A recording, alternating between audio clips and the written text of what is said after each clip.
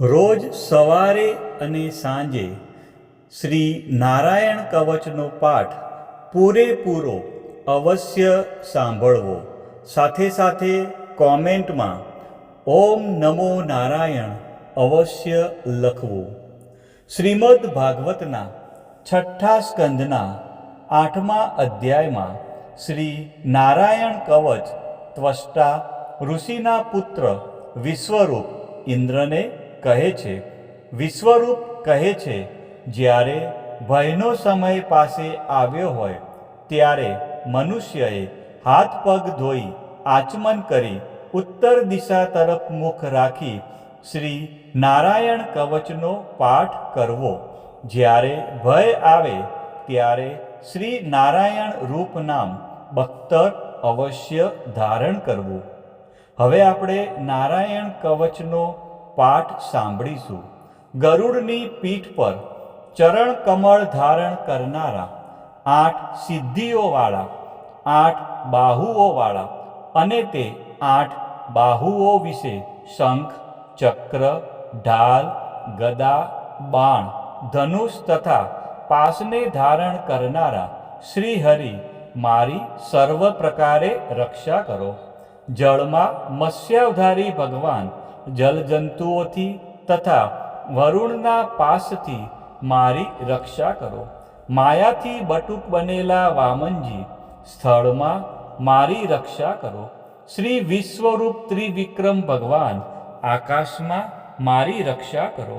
અસુરના અધિપતિઓના શત્રુ ભગવાન નરસિંહ સંકટકારક વનવગડાઓમાં તથા સંગ્રામ વગેરેમાં મારી રક્ષા કરો કે જે નરસિંહના ખડખડાટ હાસ્યના શબ્દથી દિશાઓ ગાજી ઉઠી હતી અને ગર્ભિણીઓના ગર્ભ પડી ગયા હતા.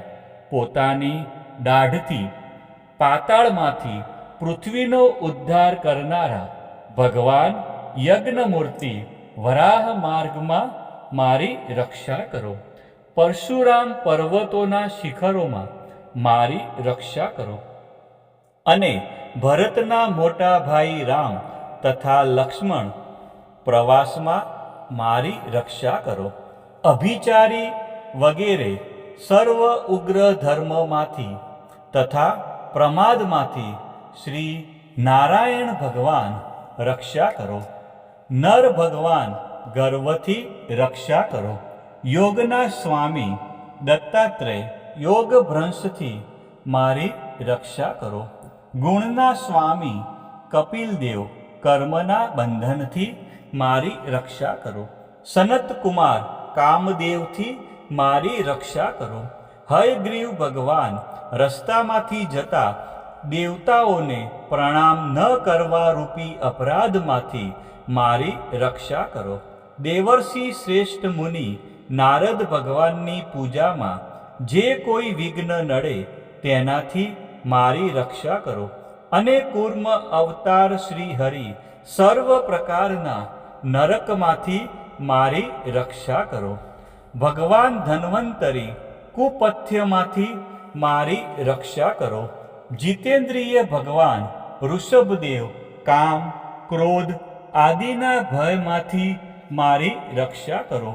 યજ્ઞાવતારી ભગવાન લોક અપવાદમાંથી મારી રક્ષા કરો.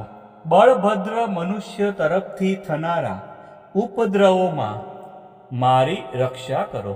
અને શેષનાગ ક્રોધાવેશ નામના સર્પગણોથી મારી રક્ષા કરો. ભગવાન વેદવ્યાસ અજ્ઞાનથી મારી રક્ષા કરો. ભગવાન બુદ્ધ પ્રમાદવાળા પાખંડીઓના ટોળામાંથી મારી રક્ષા કરો. ધર્મની રક્ષા કરવા માટે અવતાર લેનાર ભગવાન કલ્કી કાળના મળરૂપ કળયુગથી મારી રક્ષા કરો. કેશવ ભગવાન પ્રભાતમાં ગદાથી મારી રક્ષા કરો. વેણુધર ભગવાન ગોવિંદ આ સંકટ કાળમાં મારી રક્ષા કરો. ઉદ્દાત શક્તિ શ્રી નારાયણ ભગવાન પ્રાહન કાળમાં મારી રક્ષા કરો. અને ચક્રધારી ભગવાન શ્રી વિષ્ણુ મધ્યાહન કાળમાં મારી રક્ષા કરો. મધુ દૈત્યને મારનાર ઉગ્ર ધનુર્ધારી ભગવાન શ્રી વિષ્ણુ ત્રીજા પહોરમાં મારી રક્ષા કરો. બ્રહ્મા, વિષ્ણુ અને રુદ્ર એ ત્રણ મૂર્તિવાળા ભગવાન માધવ સાંજકાળમાં મારી રક્ષા કરો.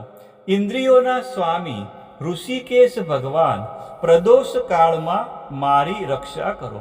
પદ્મનાભ ભગવાન કેવળ એક અર્ધરાતથી પહેલા કાળમાં અને અર્ધરાતે મારી રક્ષા કરો. શ્રી વત્સનું જેને ચિહ્ન છે એવા ઈશ શ્રી વિષ્ણુ પાછલી રાતે મારી રક્ષા કરો. તલવારધારી ભગવાન જનાર્દન મળસકામાં મારી રક્ષા કરો. દામોદર ભગવાન સંપૂર્ણ સંધ્યાઓમાં મારી રક્ષા કરો. કાળમૂર્તિ ભગવાન વિશ્વેશ્વર સૂર્યોદય પહેલાના કાળમાં મારી રક્ષા કરો. હે પ્રલય સમયના અગ્નિ જેવી તીક્ષ્ણ ધારવાળા ચક્ર ભગવાનથી મૂકવામાં આવે તો ચારે તરફ ફરીને અગ્નિ જેમ ખંડની ગંજીને તુરત જ બાળી નાખે છે, તેમ શત્રુના સૈન્યને તુરત જ બાળી નાખો. હે વજ્રના જેવા તીક્ષ્ણ સ્પર્શવાળા તણખાઓથી ભરેલી ગદા, તમે ભગવાનને વાલી છો.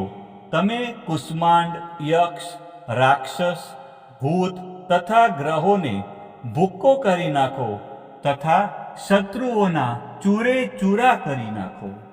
હે પાંચજન્ય શંખરાજ, શ્રી કૃષ્ણ ભગવાને ફૂંકવાથી મહાભયંકર શબ્દ કરીને તેમના શત્રુઓના હૃદયને કંપાવતા રાક્ષસો, પ્રમથો, પ્રેતગણ, માતૃકાગણ, પિશાચ, બ્રહ્મ રાક્ષસ તથા બીજા ઘોર દ્રષ્ટિવાળા ને નસાડી મૂકો. હે તીક્ષ્ણ ધારવાળી તલવાર, તમે ભગવાનના હસ્ત દ્વારા પ્રેરાઈને મારા શત્રુઓના સૈન્યને કાપી નાખો. હે ચંદ્રમા જેવી 100 ફૂદડીવાળી ઢાલ, તમે શત્રુઓની આંખને ઢાંકી દો અને પાપી નજરવાળાઓની પાપી દ્રષ્ટિ હરી લો. અમને ગ્રહોથી, કેતુઓથી, મનુષ્યોથી, સર્પોથી, દાઢવાળા પ્રાણીઓથી તથા પાપોથી જે ભય થાય છે તે સૌ તથા જેઓ અમારા સુખમાં વિઘ્ન કરનારા છે તે સર્વે ભગવાનના નામરૂપી અસ્ત્રના કીર્તનથી તુરત જ ભય પામો.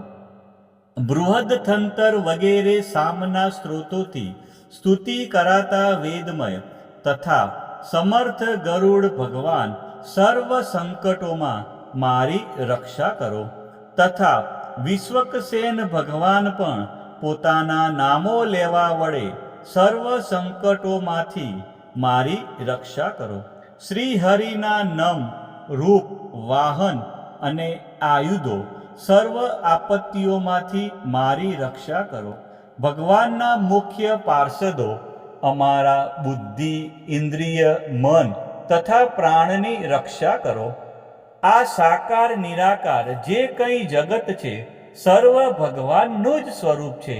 આ સત્યથી મારા સર્વ ઉપદ્રવો નાશ પામો. અભેદ દ્રષ્ટિવાળા મનુષ્યને ભગવાન પોતે ભેદરહિત જોવામાં આવે છે, તો પણ તે પોતાની માયાથી આભૂષણો, આયુધો અને ચિહ્ન નામની શક્તિઓને ધારણ કરે છે.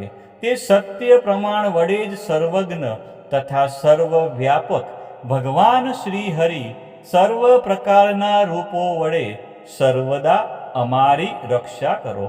નામની ગર્જનાથી લોકોના ભયનો નાશ કરનાર તથા પોતાના દિગ્ગજ ઝેર, શસ્ત્ર, પાણી, વાયુ, અગ્નિ વગેરેના પ્રભાવે ગળી જનારા નરસિંહ ભગવાન દિશાઓમાં, ખૂણામાં, ઊંચે, નીચે, અંદર, બહાર તથા ચારે બાજુ અમારી રક્ષા કરો.